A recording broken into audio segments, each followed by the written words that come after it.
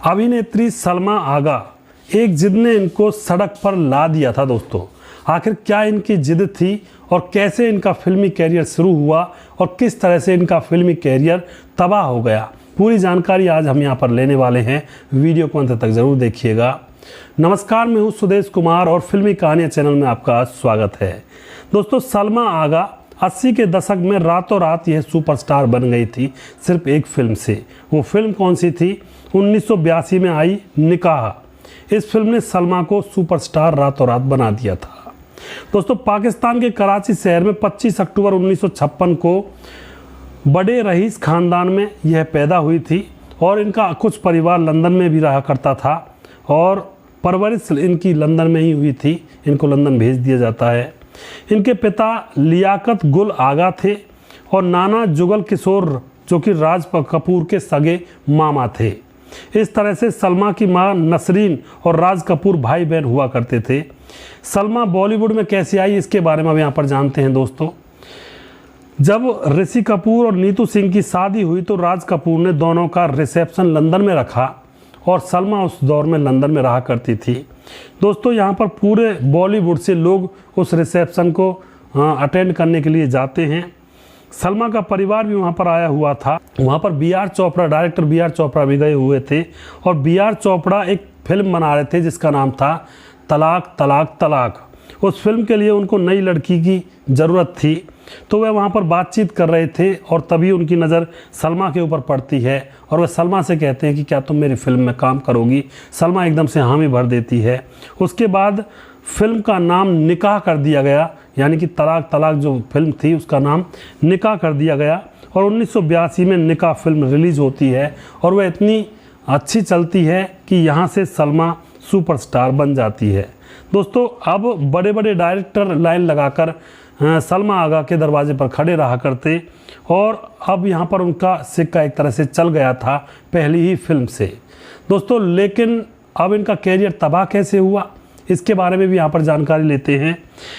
इनकी जिद और इश्क के भूत ने इनका कैरियर पूरी तरह से तबाह कर दिया था। जिद क्या थी और इश्क का भूत क्या था, वो भी हम यहाँ पर जानने वाले हैं। निकाह फिल्म के अंदर 3 गाने गाए गए थे और वो तीनों गाने इन्होंने ही गाए थे, सलमा आगा ने। दिल के अरमा आंसुओं में बह गए, हम वफा करके भी तन्हा रह गए, दिल की ये आरजू थी, फिजा भी है जवां। ये 3 गाने जो कि सलमा ने गाए थे और यह इतने सुपर हिट हुए कि अब सलमा को बेस्ट फीमेल सिंगर का अवार्ड सलमा को मिल जाता है। बस यहीं से उनको गलतफहमी हो जाती है और वह सोचने लगती है कि वह भी लता मंगेशकर, आशा भोसले की तरह अब गायकी में उतर जाएंगी। अब वह प्लेबैक सिंगर का उनके सर पर भूत सवार हो जाता है और वह प्लेबैक सिंगर बनने के चक्कर में बहुत सारी फिल्मों को छोड़ देती हैं और हीना फिल्म के लिए भी उनके पास ऑफ़र आया था और हीना फिल्म को भी उन्होंने छोड़ दिया था। दोस्तों, अब लोगों की नज़रों से वह दूर होने लगी थी क्योंकि उनको तो प्लेबैक सिंगर का भूत चढ़ गया था और फिल्मों को वह कर ही नहीं रही थी। कुछ उन्होंने फ्लॉप फिल्में दी और वह उन फिल्मों में जैसे काम किया तो वह ज़्यादा नाम नहीं कमा पाई। सलमा को अब अमेरिका के मुस्लिम व्यापारी महमूद के से प्यार हो जाता है। उसके प्यार में वह पड़ जाती हैं। वो अमेरिका चली जाती हैं और फिल्म मेकरों ने समझा कि अब वह वापस नहीं आएंगी तो उनके ऊपर वह फिल्म बनाने की सोचना भी बंद कर देते हैं। बाद में वह अमेरिका से वापस आती हैं तो उनको फिल्मों में ऑफ़र नहीं मिलता है तो वह बी ग्रेड की फिल्मों में काम करती हैं और वहाँ पर खूब जम करके अंग प्रदर्शन भी करती हैं, लेकिन यहाँ पर बात नहीं बनती है। फिर दोस्तों, वह पाकिस्तान में सिंगिंग और एक्टिंग करने के लिए चली जाती हैं। वह सोचती हैं कि शायद पाकिस्तान में उनका सिक्का चल जाएगा, लेकिन दोस्तों वहाँ पर भी उनका सिक्का नहीं चलता है। पाकिस्तान में एक्टर जावेद शेख से उनको प्यार हो जाता है और वह शादी कर लेते हैं, लेकिन 1989 में उनका तलाक हो जाता है।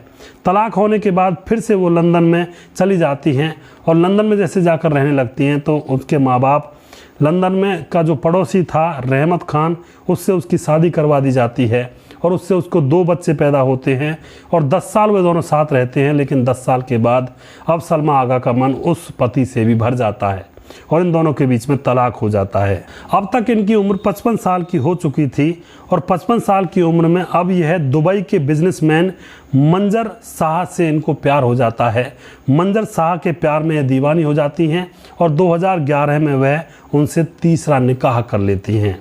दोस्तों, अब सलमा फ़िलहाल मुंबई में हैं और फिल्में बनाती हैं, हालांकि छोटी छोटी फिल्में बनाती हैं, कम बजट वाली, और उनके दोनों बच्चे फिल्मों में काम करते हैं। उनकी बेटी है सासा आगा जो कि फिल्मों में आ चुकी हैं और वह अपने पति से भी मिलती रहती हैं और फिलहाल वह मुंबई में अपना समय गुजार रही हैं।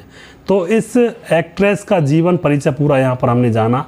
सबसे पहले इन्होंने अमीर फैमिली में जन्म लिया। फैमिली में जन्म लेने के बाद लंदन चली गई। वहाँ पर ऋषि कपूर की जब शादी थी तो रिसेप्शन में बहुत बड़े डायरेक्टरों से इनकी मुलाकात हुई। एक फिल्म में काम मिला, निकाह में, वहाँ से सुप्रसिद्ध कलाकार बन गई। लेकिन उस फिल्म में इन्होंने 3 गाने गाए थे तो इनको घमंड हो गया कि मैं प्लेबैक सिंगर बन सकती हूँ और बड़ी बड़ी फिल्मों को ठुकरा दिया। उसके बाद लोगों ने इसको नज़रअंदाज कर दिया। वापस फिल्मों में आना चाहती थी लेकिन फिर लोगों ने एक्सेप्ट नहीं किया। बी ग्रेड की फिल्मों में नग्न प्रदर्शन किया लेकिन फिर भी नहीं चल पाई। फिर पाकिस्तान चली गई, वहाँ पर शादी की लेकिन वहाँ की फिल्म इंडस्ट्री में भी नहीं चल पाई। उसके बाद वापस आई और लंदन में अपने पड़ोसी से शादी की, वहाँ से 2 बच्चे हुए और फिर 10 साल बाद उसको भी छोड़ दिया। उसके बाद दुबई के बिजनेसमैन से शादी की और फिर अब उसी के साथ शादी में हैं। फ़िलहाल 55 साल की उम्र में अपने बच्चों को अपने साथ रखती हैं और फिल्मों में काम करती है, फिल्मों को बनाती है। छोटे बजट की फिल्में होती हैं। तो इस तरह से एक इंसान की ज़िंदगी क्या रंग रूप दिखा जाती है। इन चीज़ों से हमें बहुत कुछ सीखने को मिलता है। हम अपने मन में बड़े 30 मार का बनते हैं कि हम यह करेंगे वह करेंगे, लेकिन दोस्तों सोचने के बाद और काम करने के बाद भी हम अपने मुकाम पर नहीं पहुंच पाते हैं। हमारी दिशा और दशा कुछ और ही हो जाती हैं समय के अनुसार। तो कभी भी घमंड ना करें, सिर्फ मेहनत करने का हमारा फ़र्ज़ है। मेहनत करते रहें और अपने जीवन को आगे बढ़ाते रहें। दिशा और दशा तो भगवान देने वाले हैं, वही हमें आगे बढ़ाते हैं। दोस्तों, आपको हमारा यह प्रोग्राम कैसा लगता है इसके बारे में आप कमेंट बॉक्स में ज़रूर लिखा करें। अगला प्रोग्राम मैं जल्दी फिर से लेकर आऊँगा। तब तक आप खुश रहें, सावधान रहें। जय हिंद, जय भारत।